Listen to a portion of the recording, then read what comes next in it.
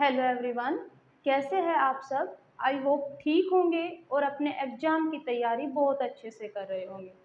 मैं अदिति उद्भव क्लासेस में आपका स्वागत करती हूँ।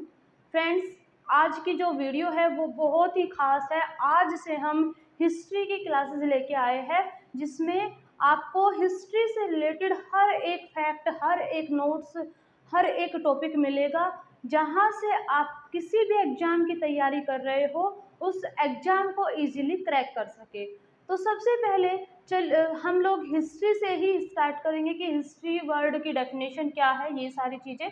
चलिए फिर स्टार्ट करते हैं हम आज का टॉपिक।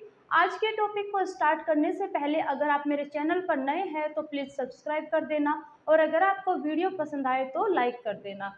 सबसे पहले हिस्ट्री की बात करते हैं तो हिस्ट्री वर्ड आपका एक ग्रीक वर्ड हिस्टोरिया से लिया गया है, जिसका अर्थ है, जिसका मीनिंग है अन्वेषणों से प्राप्त ज्ञान। तो हिस्ट्री वर्ड एक ग्रीक वर्ड हिस्टोरिया से लिया गया है, जिसका मीनिंग क्या है आपका अन्वेषणों से प्राप्त ज्ञान। फिर बात आती है कि फादर ऑफ हिस्ट्री कौन है, या इस इतिहास के जनक कौन है, वो है हेरोडोटस।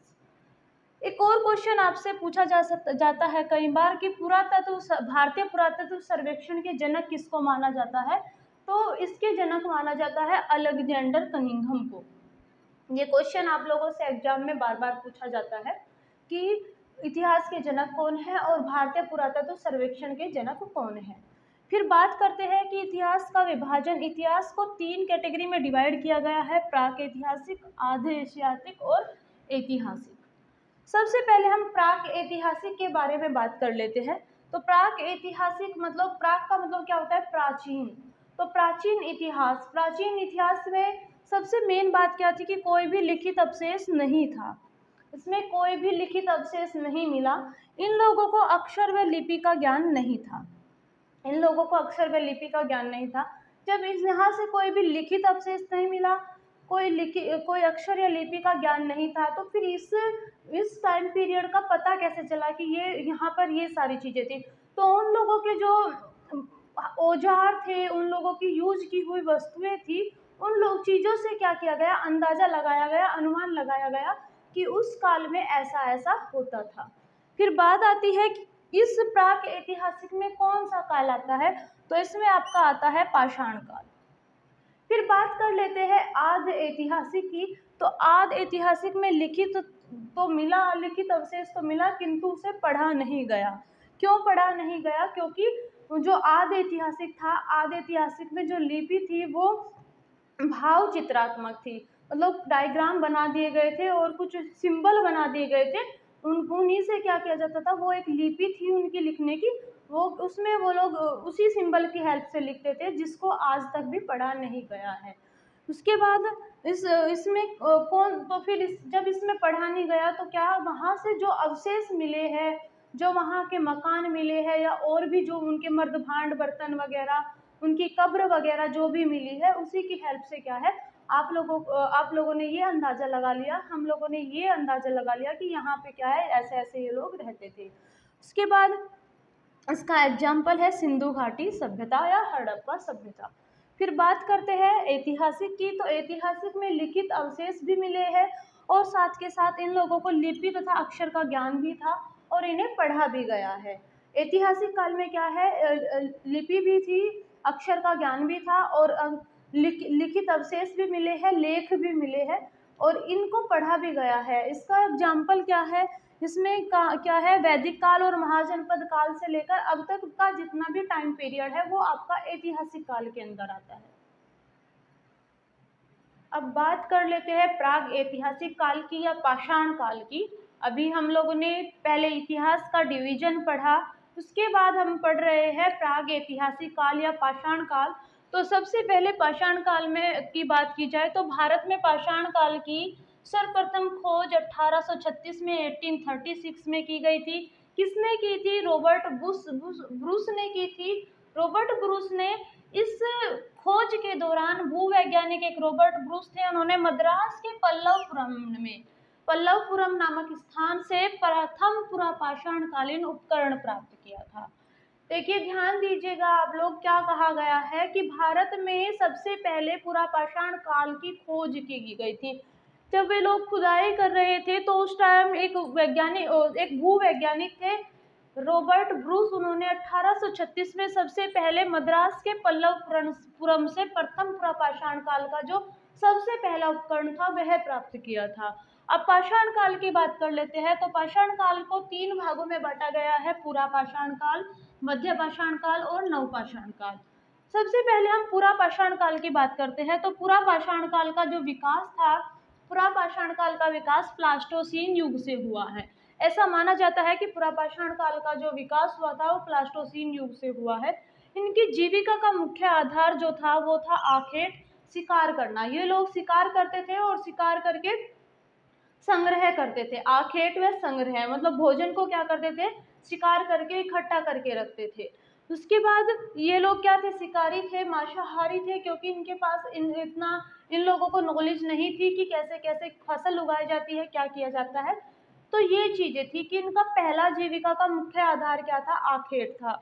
उसके बाद एक और इम्पोर्टेंट फैक्ट आपका पुरापाषाण काल से पूछा जाता है कि मध्य प्रदेश के भीमबेटका की गुफाओं से इस काल के चित्र प्राप्त हुए हैं। किस काल के, पुरापाषाण काल के चित्र किस गुफा से प्राप्त हुए हैं? मध्य प्रदेश के भीमबेटका गुफा से। उसके बाद बात करते हैं एक और क्वेश्चन, इम्पोर्टेंट फैक्ट, कि इसी काल में होमोसेपियंस का उदय माना जाता है। इसी काल में जो ज्ञानी मानव है होमोसेपियंस, उसका उदय माना जाता है पुरापाषाण काल में।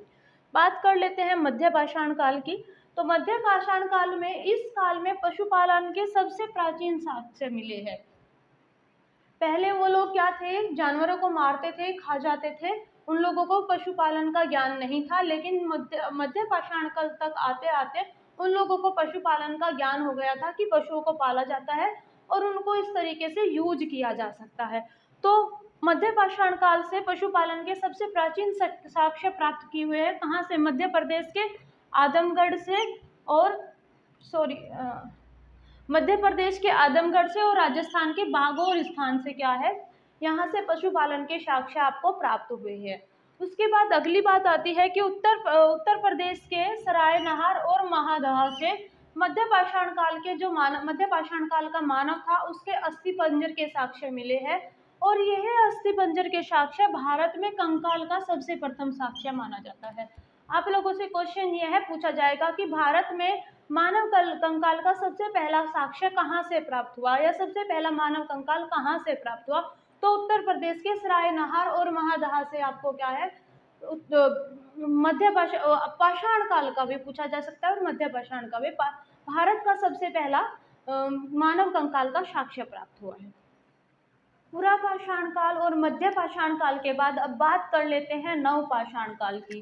तो नवपाषाण काल में मानव द्वारा प्रथम कृषि के साक्ष्य प्राप्त हुए। कहाँ से प्राप्त हुए? बलूचिस्तान के मेहरगढ़ से। ठीक है, अब आप लोगों ने क्या देखा? सबसे पहले पुरापाषाण काल में मानव इधर उधर घूमता फिरता था, घुमंतु था, आखेटक था।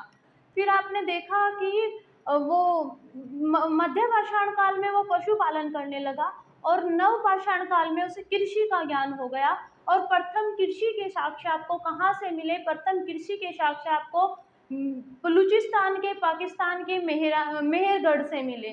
यहाँ पे उसके साथ साथ इलाहाबाद के कोल्टी हवा से, इलाहाबाद के कोल्टी हवा से चावल की खेती के साक्ष्य मिले हैं। ये क्वेश्चन भी आपसे बार बार पूछा जाता है कि चावल की खेती के साक्ष्य कहाँ से प्राप्त हुए थे? तो चावल की खेती के साक्ष्य आपको इलाहाबाद के कोल्डी हवा नामक स्थान से प्राप्त हुए थे। उसके साथ साथ इस काल की सबसे बड़ी खोज, इस काल की सबसे बड़ी खोज थी पहिए का आविष्कार।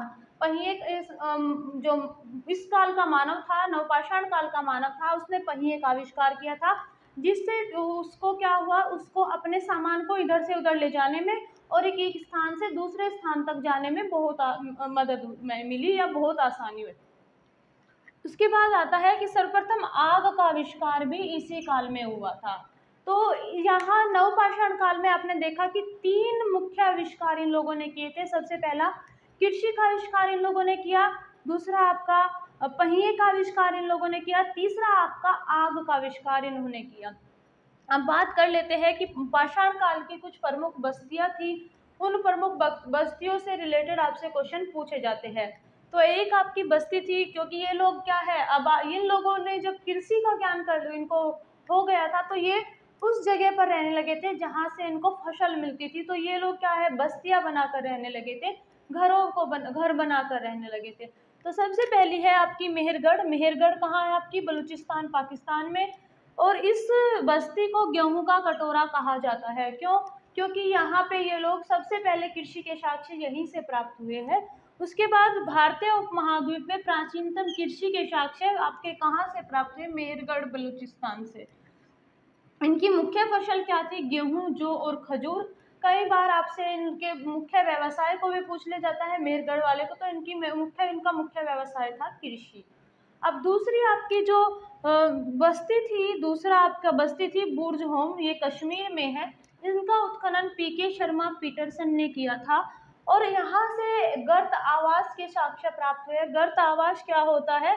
जमीन के नीचे गड्ढा बनाकर वहां घर बनाकर रहना, एक इग्लू टाइप जैसे होता है ना, इसी तरीके से। गर्त आवास बनाने की जरूरत ही नहीं क्यों पड़ी? क्योंकि कश्मीर में ठंड बहुत होती है, ठंड से बचने के लिए इन लोगों को ये लोग गर्त आवास बना के रहते थे। तो आप लोगों से क्वेश्चन ये पूछा जाता है कि गर्त आवास के साक्ष्य कहाँ से प्राप्त हुए? तो गर्त आवास के साक्ष्य आपको बुर्ज होम से प्राप्त हुए।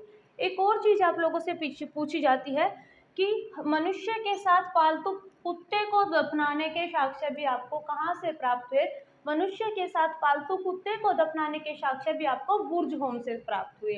उसके साथ साथ यहाँ से हड्डी के उपकरण प्राप्त हुए हैं। हड्डी के उपकरण जैसे सुइयां वगैरह। तो इसका मतलब क्या है? इन लोगों को सुइयां वगैरह, सिलाई का भी ज्ञान इन लोगों को हो गया था। नेक्स्ट आपका आता है कि इनका मुख्य व्यवसाय क्या था? इनका मुख्य व्यवसाय था आखेट व मछली पालन। तो यहाँ तक आप लोगों ने देखा कि जो पुरा पाषाण काल था, पुरा पाषाण काल का मानव इधर उधर घूमता था। दूसरी बात आपका मध्य पाषाण का मानव, तो आपका पशुओं को ज्ञान हुआ तो पशुपालन करने लगा। और तीसरा आपने नवपाषाण काल में देखा कि नवपाषाण काल का मानव, उसको खेती का ज्ञान हो गया। और खेती के ज्ञान में आपसे ये पूछा जा सकता है कि कहाँ से किस चीज का साक्ष्य प्राप्त हुआ? तो मेहरगढ़ से आपको प्राप्त हुआ है गेहूं का साक्ष्य। और उसके साथ साथ जौ के साक्ष्य भी आपको मेहरगढ़ से प्राप्त हुए हैं। फिर उसके साथ तीसरी बात आती है कि इलाहाबाद के कोयली हवा से आपको चावल के साक्ष्य प्राप्त हुए हैं। और एक और चीज, नवपाषाण काल की सबसे बड़ी खोज क्या है? नवपाषाण काल की सबसे बड़ी खोज थी पहिए का आविष्कार। और उसी के साथ साथ इस काल की एक और खोज थी आग का आविष्कार। यहाँ के लोगों ने आग का आविष्कार किया था। वो पत्थर रगड़ने वाली कहानी सब लोगों को पता है कि वो लोग पत्थर रगड़ रहे थे आपस में, एक चिंगारी आई और एक चिंगारी उठी, जिससे उनको एहसास हुआ कि ऐसे हम आग का आविष्कार कर सकते हैं। और कहानी तो अलग अलग है, आप लोगों को पता ही है कि उन्होंने आग जलाई, उसमें जानवर, कोई जंगली पशु था वो गिर गया, जिससे वो उसका उन लोगों ने मांस खाया। तो वो क्या था, वो उनको ज़्यादा स्वादिष्ट लगा तो वो पका कर खाने लगे। तो अलग अलग कहानियां हैं, इन कहानियों से अलग हट के आप लोगों को इतिहास पढ़ना है। तो आग का आविष्कार इन लोगों को हुआ। उसके बाद आप लोगों से गर्त आवास के साक्ष्य कहाँ से प्राप्त हुए? गर्त आवास के साक्ष्य आपको बुर्ज होम से प्राप्त हुए। मानव के साथ पालतू कुत्ते को दफनाने के साक्ष्य भी आपको बुर्ज होम से प्राप्त हुए। तो फ्रेंड्स, ये था हमारा आज का टॉपिक। अगर आपको वीडियो अच्छी लगी है तो लाइक कर देना और चैनल को सब्सक्राइब कर देना। Thank you.